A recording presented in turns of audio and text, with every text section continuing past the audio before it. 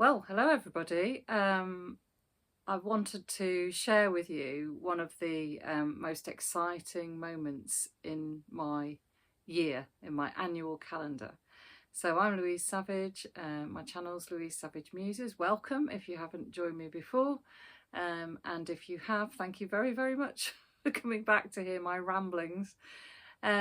So you can see that I'm actually grovelling on the floor today. I know it's not very dignified, but I've got this beautiful, it's not so beautiful, I think it's had a bit of an incident on the way here, but anyway, this cardboard box is very much awaited, because I'm hoping when I open it, could be wrong, but I think it's going to contain the Women's Prize long list for this year, all 16 books I'm hoping.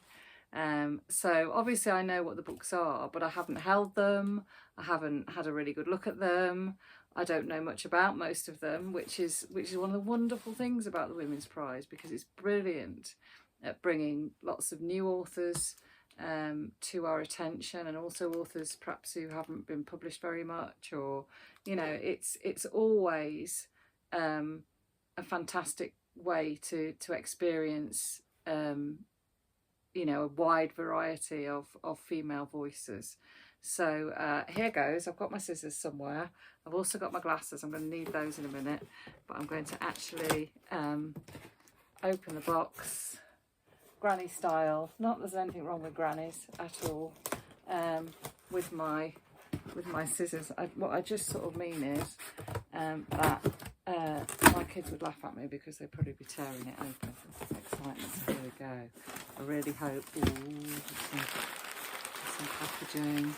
I'm actually very sadly just going to inhale, because planting my face in there and smelling all those lovely books is just a dream. So here we go. What have we got? So the first one on the top of the pile is Careless. So this is by Kirsty Capes. I think it might be a debut novel. I'm going to stick my big clunky glasses on so I can tell.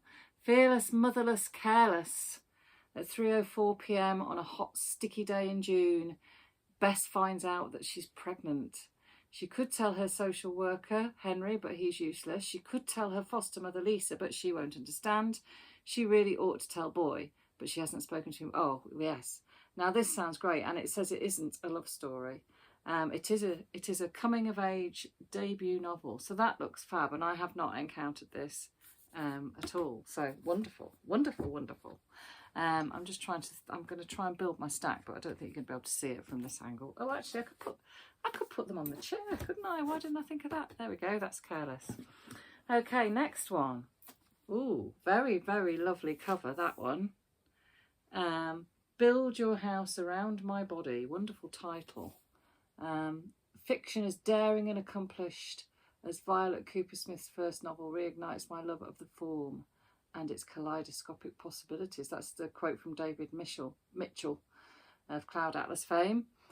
Two young Vietnamese women go missing decades apart. Both are fearless, both are lost, and both will have their revenge. Ooh, that sounds good. That sounds like a sort of page-turnery type thing. Again, I haven't read anything by Violet Kupersmith before. And it looks as though it crosses two time periods. So we've got 1986 and 2011. So it could be, I'm guessing, maybe a sort of narrative that spans various different time frames. So that looks very exciting. The Sunday Times and the Guardian like it. Add that to my pile. I don't know what to pull out next. This one, Sky Day, by Leonie Ross. This is one of the few that I've already read. I'm not going to say anything about it, but this has been shortlisted for lots of other prizes. It's described as stunning, haunting, wonderful, fearless. Dawn breaks across the archipelago of Poppy Show.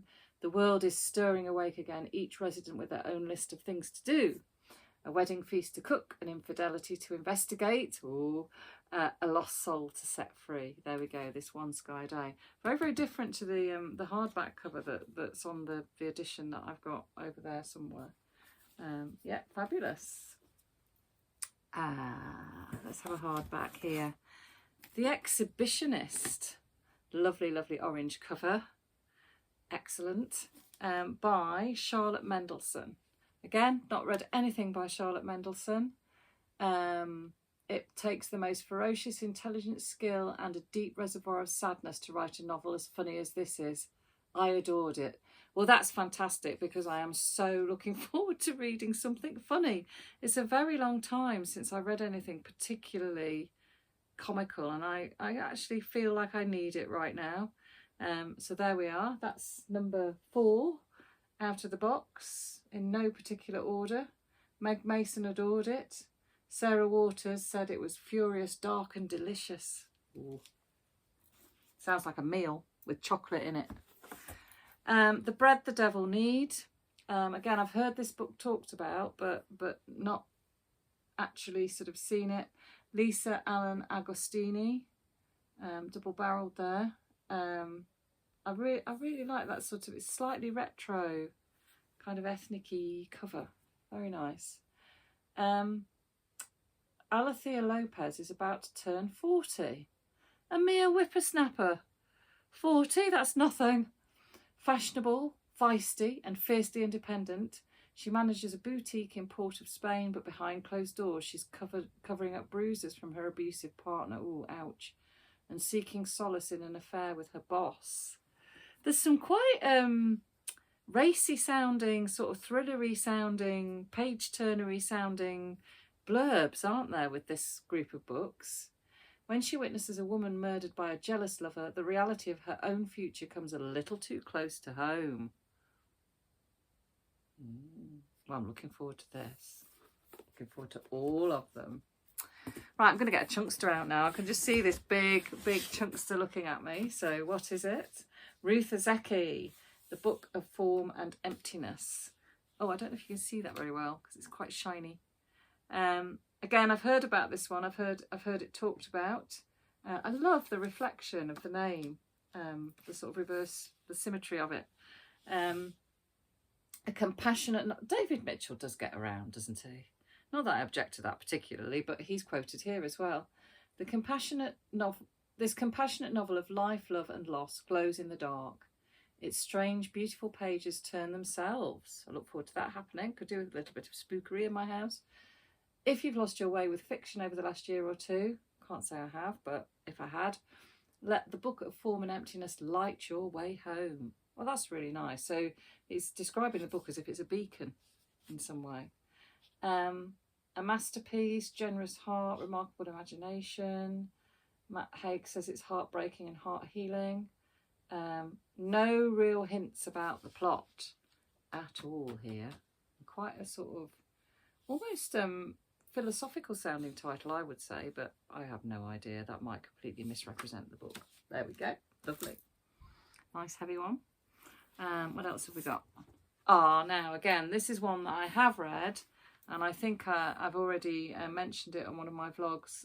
I did really thoroughly enjoy this. This is The Island of Missing Trees by Shafak, which I know because I've read it. Covers the war in Cyprus, sparked in the 1970s between Greece and Turkey, and the British involvement.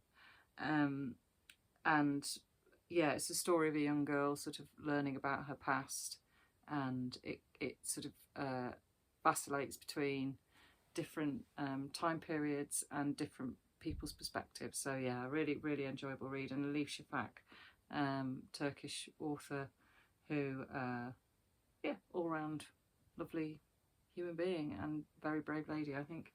But anyway, that's, yeah, I'm not going to say too much because, of course, Simon Savage and I of Savage Reads will be hopefully making our long list video at some point where we compare notes. We read the long list together.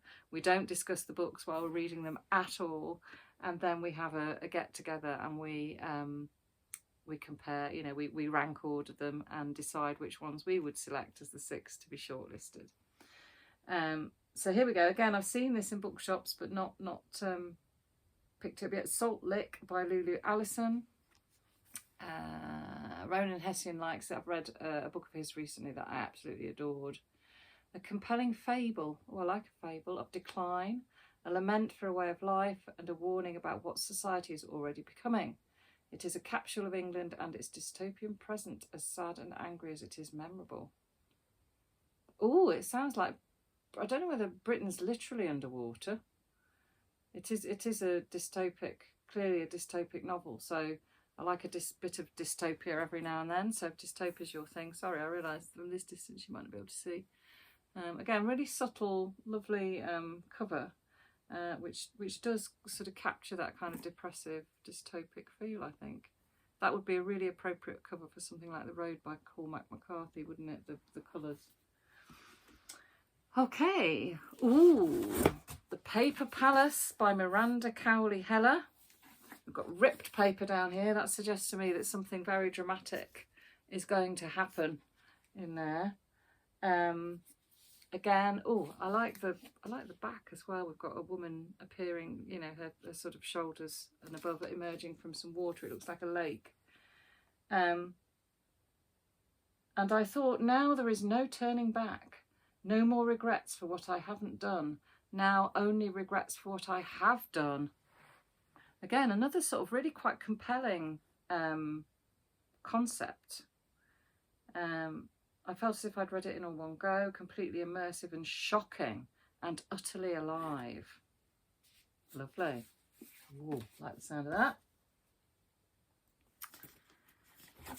Another one that I have actually read, Great Circle.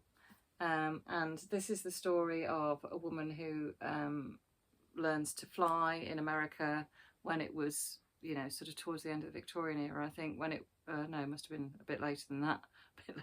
Get your history right, Louise.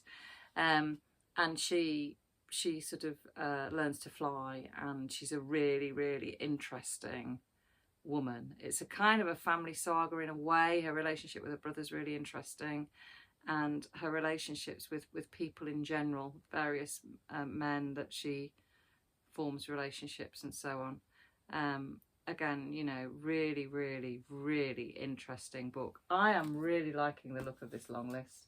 It's really hard to know, you know, now I've got it in my hands, which I realise is an extremely privileged position to be in. You know, it looks very tasty. Louise Erdrich, The Sentence. I know that she's a very well-known author in America. I think she might have won the Pulitzer before, I'm not sure. It would probably say on the back, but I can't see. But I haven't read any of her novels yet, so that's great because, you know, again, I love being encouraged to go down a different avenue in terms of authors and style and genre and all those sorts of things. One of America's most important living novelists. It's really interesting that it's called The Sentence, because I don't know whether it means like sentence as in life sentence, or whether it means sentence as in sentence in a book, or maybe it means both, I don't know. But I also like, oh yeah, Pulitzer Prize winning, look, there you go. I probably even saw that as I got it out of the box. And, you know, it sort of makes you think that it might be sentence as in a sentence of writing, because there's book spines somehow on the front, I don't know. Excellent. Can't tell you anything about the plot though, because I don't know. I'm just gonna have to move because sadly my legs are going a bit dead. I can't sit in that position for too long. Creatures of Passage. I don't think I've seen this book at all. It's totally new to me. Maroa Yejide or Yejide. I'm really apologise that I can't pronounce the name. I always feel so ignorant and rude when I can't. Comparisons will be made to Toni Morrison, and they will be well founded. Whoa. Maroa Yejide is in a class of her own with Creatures of Passage, a mesmerising tale about love, loss, revenge, death. Gosh, there's everything in here. And restoration that hovers close to the edge of fantasy. Oh, wow. I'm going to have such fun over the next few weeks. I can't lie. This pile is getting very tall. I'm worried it might topple. It might land on my head. It could actually kill me. Who knows? Hopefully not. Again, this is one that I've heard about and I've been wanting to read. So this is the final revival of Opal and Nev by Dawnie Walton. Love the fact that it's got a guitar on the cover. I don't know if you can see, there's actually a female face sort of embedded in the guitar. Jason Reynolds, who I've become a massive fan of, who writes YA fiction, he says it's musical and revolutionary. Delves into the complexities of the creative life, specifically as it pertains to black women, and instead of shying away or eggshelling, it does what every good book does. It tells the truth. And that's, you know, that's wonderful, isn't it? That's what fiction's so good at, unlocking different perspectives on the world, and all, of course, you know, someone's point of view. It's the truth. Marvellous. Meg Mason's Sorrow and Bliss. Again, I've been wanting to read this for ages. I do know a little bit about this because I've heard about it, but I think it's all about somebody having real sort of mental health issues, and it's been highly praised for the way that it sort of tackles that very honestly and pertinently, I suppose, in our current times. So yeah, again, Sarah Collins loves it, all sorts of people love it, Claire Chambers, The Guardian, Evening Standard, The Times. Yeah, very, very, very much talked about. In fact, when I met name drop, when I met Elizabeth Day and interviewed her in the autumn, she'd just read this and was raving about it and asked me whether I'd read it. So yeah, look forward to that one. Oh, we love an animal. Especially a flamingo. Look at that. And I just love turquoise and teal, beautiful colours. Rachel Elliott's Flamingo. She's also written something called Do Not Feed the Bear, which people have raved about. So I'm wondering if this might be her second novel. I don't know, because again, she's not an author that I'm familiar with. Unputdownable, book that I wanted to hug. Again, no real hint on the front about the plot. Oh, hang on. Once there were two families and a flamboyance of flamingos. How's that for a plural noun? Now Daniel is alone and looking for life once more. Oh, poor Daniel. The three flamingos in the garden. Oh, this sounds lovely. First there were the flamingos, and then there were two families, Sherry and Leslie and their daughters. So it looks like a sort of family tale of loss. Oh, I think that might be 15. 1, 2, 3, 4, 5, 6, 7, 8, 9, 10, 15. So there's one more left in the box. And what will it be? It will be Remote Sympathy. Oh, sorry. By Catherine Chidgey. Catherine Chidgey. I've not come across that as a surname before either. Apologies, Catherine, if I'm pronouncing that totally incorrectly. Love the windows. Look at that whole sort of perspective on the cover. Magnanimous and I can't say it. It's Friday. I've had a long week at work. Just forgive me, please. Magnanimous and merciless. Merciless, reminiscent of Darkest Atwood. Ooh, that sounds good. Wonderful new talent. Louis de Bernier loved it. Warm, subtle and evocative. Assured. I have no idea what it's about. Moving away from their lovely apartment in Munich isn't nearly as wrenching an experience for Frau Greta Hahn as she had feared. Their new home is even lovelier than the one they left behind, and best of all, right on the doorstep are some of the finest craftsmen from all over Europe. Ooh.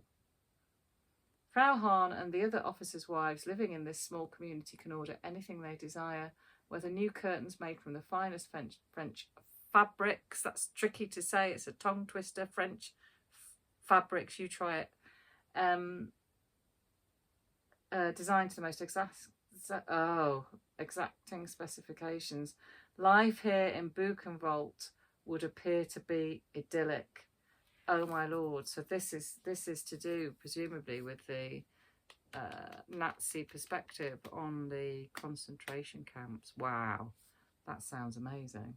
Remote Sympathy. Of course, the title's giving me a bit of a clue as to what the perspective might be. I don't know. I hope it might be what I'm thinking.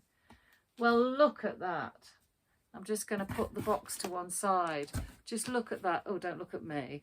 Look at that splendid Tower of Books, fabulous. I feel really, really privileged, and I hope you enjoyed me sharing my joy, basically, and my real sort of thanks to the Women's Prize for the delivery of these wonderful tomes. And I really, really, really, oh my God, I'm going to have a busy weekend now, aren't I? I'm going to have to get stuck into reading all those. Anyway, hopefully I'll be back next week. I had to miss a week because of various, domestic commitments and so on. So take care, everybody, and I'll be back again soon. Bye.